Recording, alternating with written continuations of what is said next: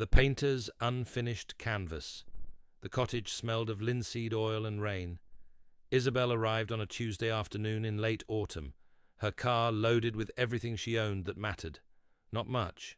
Some clothes, her laptop, a box of books, and the art supplies she hadn't touched in 5 years. The cottage was a rental, advertised as remote, rustic, perfect for artists seeking solitude. She'd booked it for 6 months without seeing it in person, desperate to escape the city and the life that had stopped making sense. The key was under the mat, as promised. The door opened with a creak that spoke of long disuse, and Isabelle stepped into a single large room with exposed beams, a stone fireplace, and windows on 3 sides that looked out at nothing but forest and sky. It was perfect, empty, quiet, exactly what she needed. She spent the first hour unloading the car and the second hour exploring the cottage. The main room served as kitchen, living area, and studio space. A narrow staircase led to a loft bedroom tucked under the eaves. Everything was clean but worn, the furniture simple and functional. Someone had left firewood stacked beside the hearth and basic supplies in the kitchen: coffee, sugar, canned goods.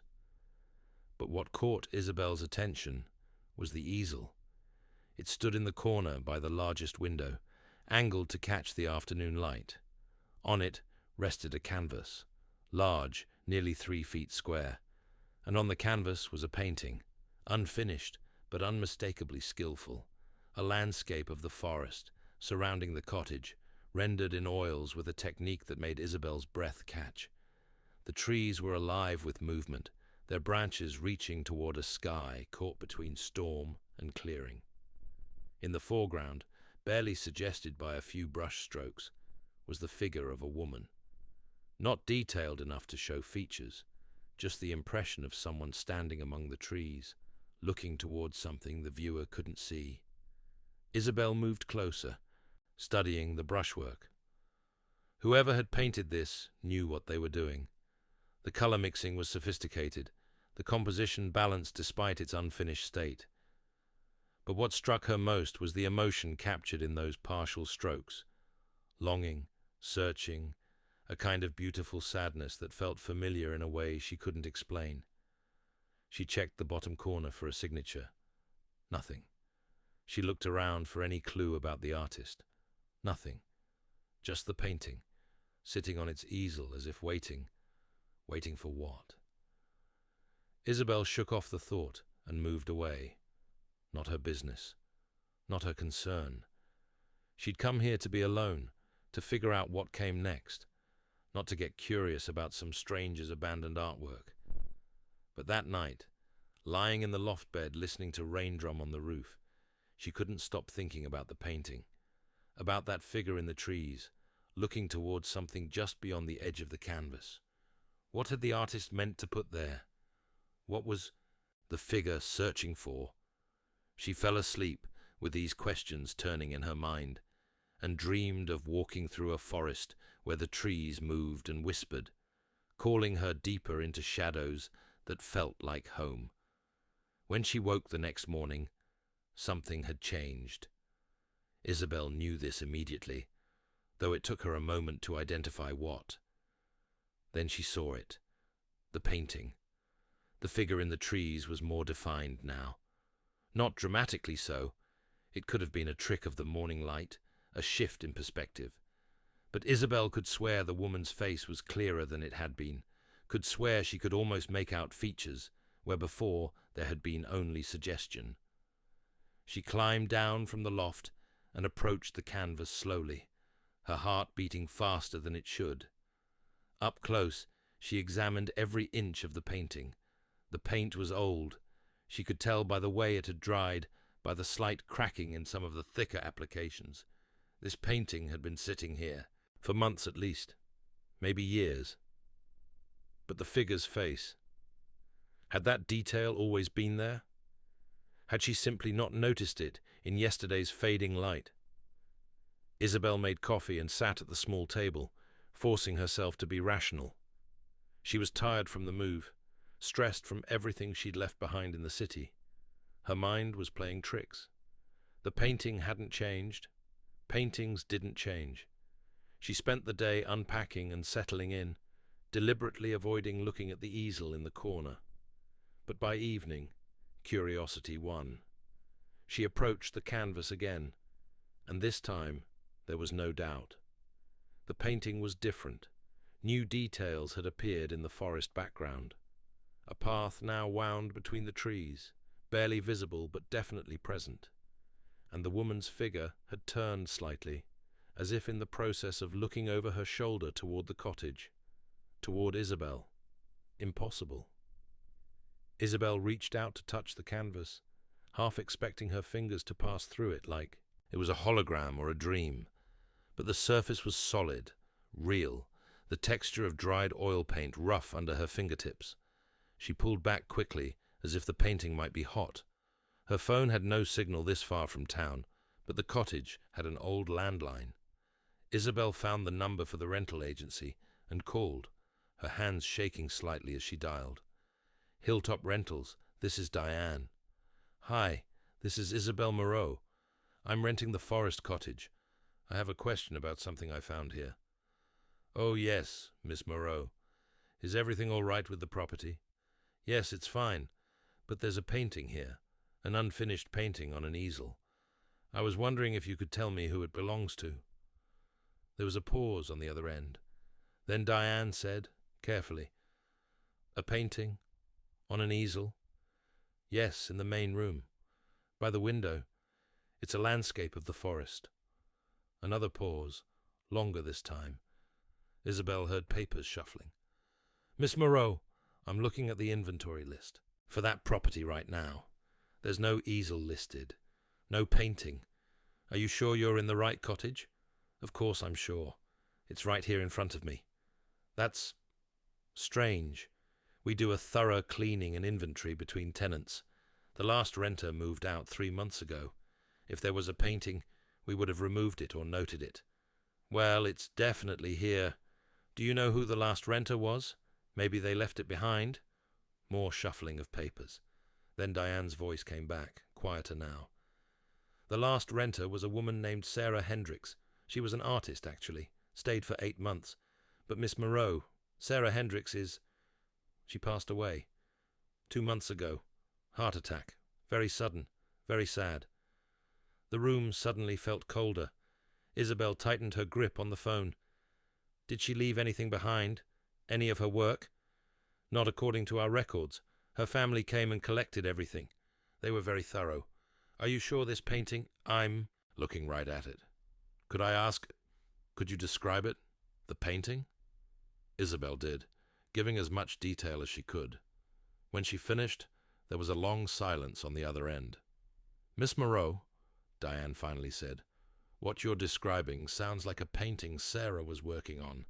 Her sister mentioned it when she came to collect things. Said it was Sarah's last project, something she'd been obsessed with, but could never finish. But the sister said the painting wasn't here. Said Sarah must have destroyed it before she died, because they couldn't find it anywhere." "It's here," Isabelle repeated, looking at the canvas. The figure in the trees seemed to be looking back at her now, definitely looking back. "And I think it's changing." "Changing?" "Getting more complete.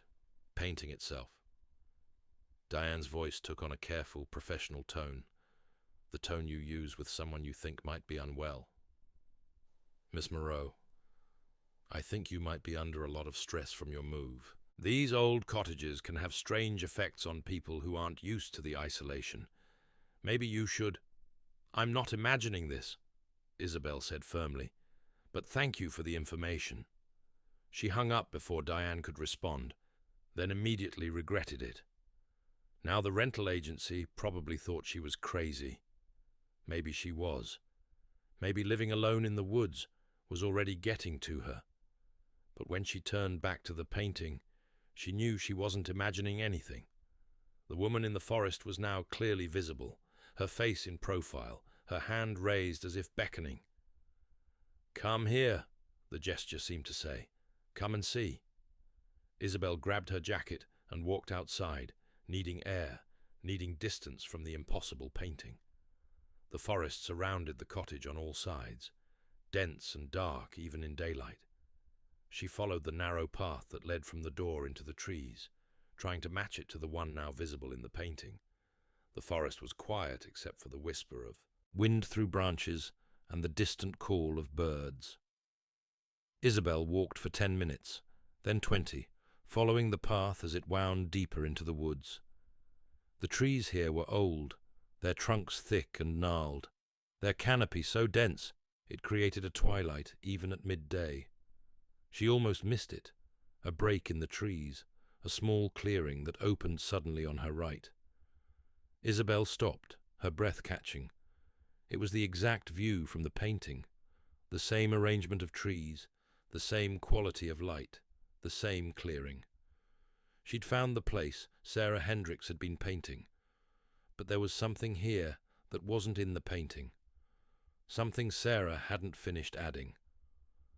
In the center of the clearing stood a circle of stones, arranged deliberately, clearly placed by human hands. They were old, covered in moss and lichen, but their arrangement spoke of purpose. In the very center of the circle was a flat stone, like an altar or a table, and on that stone, held down by a smaller rock, to keep it from blowing away, was an envelope. Isabelle approached slowly, her heart pounding. The envelope was new, or newer at least, protected from the weather by the rock, but showing signs of exposure. She picked it up and turned it over, written on the front in faded ink, "For whoever comes next." Her hands trembled as she opened it. Inside was a letter, written in a flowing script on good paper. Isabelle unfolded it and began to read. "To the next artist. If you're reading this, it means you found the cottage and you found the painting. It also means the painting called to you, showed you the way here. I hoped it would. I painted it to be a map, a message, a bridge. My name is Sarah Hendricks, and I'm probably dead by the time you read this. I have a heart condition that's been getting worse, and I know I don't have much time left. But I'm not afraid. I've found something here in these woods, in this cottage, that has given me more peace than I've had in years. The painting is a gift, but it's also a responsibility. It's the last piece of work I'll ever create, and it's not finished because it can't be finished by just one person. It requires all of us, all the artists who will come to this cottage seeking something they can't name. You see, I discovered that this place is special. The cottage, the forest, the clearing with the stones. Artists have been coming here for generations, each one adding to the work of the previous one, creating something larger than any single person could create alone. Look at the stones in this clearing. Each one was placed by a different artist. Each one represents a completed work, a moment of understanding, a piece of truth captured and made real. The painting in the cottage is my stone, but it needs you to help place it. Here's what you need to do. Go back to the cottage, look at the painting, really look at it, see what I started, and finish it in your own way. Add what I couldn't add. The painting will guide you. I know this sounds impossible, but it's true. It will show you what comes next. When you're done, when the painting feels complete, bring it here to the clearing. Add your own stone to the circle and leave the painting for the next person. They'll find it the way you found mine, and they'll add their own contribution, and the cycle will continue. I don't know why this place works the way it does. Maybe it's the stones. Maybe it's the forest. Maybe it's just that some places in the world are set aside for creation, for artists to leave their marks and their spirits and their visions. But I do know this. Finishing this painting will change you. It will show you something about yourself you need to see. It will complete something in you that's been unfinished. Trust the process. Trust the painting. Trust yourself. And know that you're not alone. Every artist who has worked in this cottage, who has placed a stone in this clearing, is with you in spirit. We're all part of the same work, the same endless creation. Welcome to the circle. Welcome home. Sarah Hendricks. Isabelle read the letter 3 times, standing in the clearing as the afternoon light shifted and changed around her. This was insane. Paintings didn't complete themselves. Places didn't call to people. Stones didn't hold the spirits of dead artists. And yet, she thought about the 5 years she hadn't painted, the 5 years she'd spent doing work that paid well but meant nothing, trying to convince herself that art was just a hobby, that practical people didn't waste time on dreams. She thought about why she'd come to this cottage in the first place, not really to escape, but to find something, something she'd lost or left behind or never fully claimed. She thought about the painting, about that figure in the trees, looking and searching and beckoning. Isabelle folded the letter carefully and put it back in the envelope. Then she pocketed it and walked back to the cottage, her steps quick and purposeful now. When she arrived, she went straight to the easel. The painting had changed again. The path was now complete, leading clearly from the foreground into the depths of the forest. The woman's face was fully visible now, and Isabelle realized with a shock that it was Sarah's face. She recognized it from a quick internet search she'd done after talking to Diane. Sarah Hendricks, staring out from the canvas, her expression both peaceful and urgent. "I've shown you the way," that expression seemed to say. "Now it's your turn." Isabelle looked at her box of art supplies, untouched for 5 years. She opened it slowly, taking out brushes that felt both foreign and familiar in her hands, tubes of paint, some dried out, some still good, a palette she'd used in graduate school, all the tools of a life she'd put on hold. She set up beside Sarah's easel, creating her own workspace. Then she studied the painting for a long time, trying to understand what it needed, what Sarah had left for her to complete. Finally, she saw it. The clearing, the stones. They needed to be in the painting. And beyond them, something else. Something that represented what came after the searching, after the journey. Isabelle mixed her colors, testing them on the palette. Her hands remembered the motions even if her mind didn't quite trust them yet. She took a deep breath, loaded her brush, and touched it to the canvas.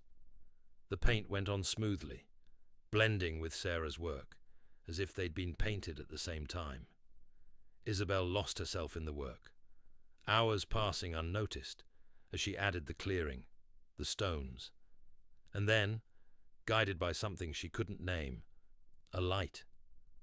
A warm, golden light emanating from the center of the stone circle, suggesting something beyond words, beyond sight. Not heaven, not anything so simple. Just a sense of continuation, of doors opening, of stories not ending, but transforming into new stories. She painted through the night, stopping, only to add logs to the fire and drink water. The cottage was cold, but she didn't notice. All her attention was on the canvas, on bringing Sarah's vision to completion, on adding her own voice to the work. As dawn broke, Isabelle stepped back and looked at what she'd done. The painting was finished.